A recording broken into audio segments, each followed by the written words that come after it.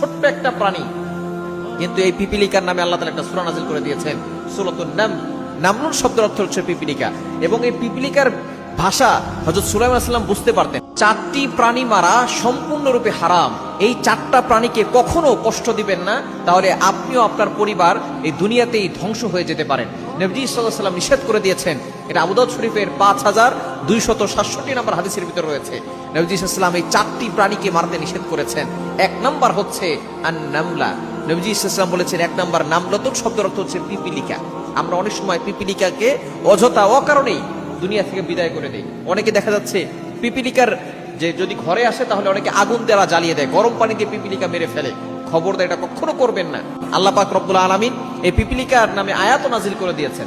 আল্লাহ তাআলা নিজে বলছেন 19 নম্বর পারা 17 নম্বর পৃষ্ঠার 2-3 নম্বর লাইন সূরা নামলের 17, 18, 19 নম্বর আয়াতে খুব চমৎকার করে জানিয়ে দিয়েছেন।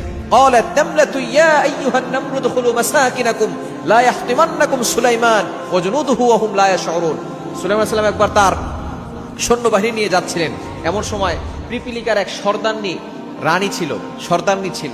সে সকলকে আওয়াজ করে বলতেছে, ইয়া আইয়ুহান নামরু দুখুলু মাসাকিনাকুম, তোমরা সকলে নিরাপদে তোমাদের যেই মাটির নিচে যে জায়গা আছে থাকার সেখানে তোমরা চলে যাও, কারণ হতে পারে সুলাইমান আলাইহিস সালামের যে সৈন্যবাহিনী তারা অজান্তেই তোমাদেরকে পিষে ফেলতে পারে।